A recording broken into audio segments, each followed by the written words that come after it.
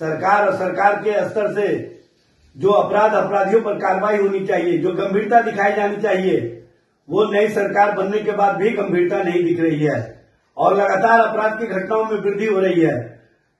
लगातार हत्याओं का दौर जारी है। मधुबनी में हत्या हुई, पटना में हत्या हुई, सीतामढ़ी में हत्या हुई।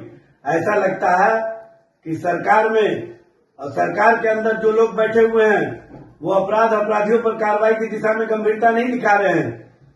उनकी गंभीरता अतिक्रमण के नाम पर गरीबों की झोपड़ियां उजाड़ना, गरीबों के खूंचे और गुमटी उखाड़ना और कहीं ना कहीं गरीबों को रहने का जो साधन है उसको उखाड़ करके ठंड के ठिठुरन में उनको अपने हाल पर छोड़ देना।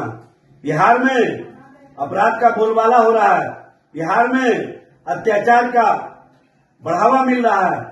यह स्पष्ट रूप से दिख रहा है कि बिहार में जो सरकार है वो गरीबों पर अत्याचार करने वाली सरकार है और अपराधियों पर कार्रवाई की जगह उनको कहीं ना कहीं अपराध करने का मौका मिल रहा है। यह स्पष्ट रूप से दिख रहा है। भारत के संवैधानिक व्यवस्था के खिलाफ जाकर के वक्तव्य देना शुरू कर दिए हैं। उनका मनोबल बढ़ गया है।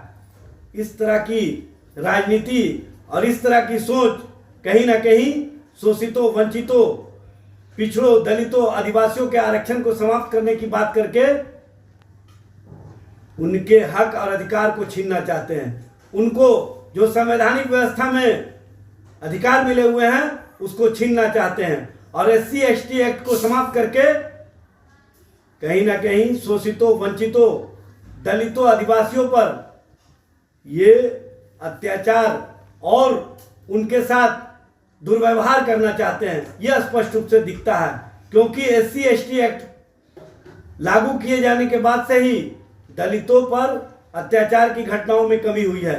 लेकिन बंच ऑफ थर्ड की राजनीति को जिस तरह से भारतीय जनता पार्टी के नेता समर्थन दे रहे हैं और जिस तरह से भारतीय जनता पार्टी के नेता और बिहार सरकार के मंत्री रामभद्राचार्य के उस वक्तव्य का समर्थन कर रहे हैं जिसमें उन्होंने SC ST एक्ट समाप्त करने की बात की है, जिसमें उन्होंने आरक्षण समाप्त करने की बात की है।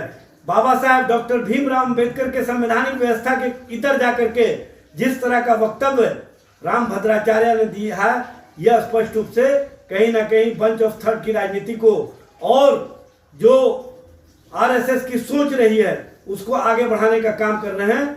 और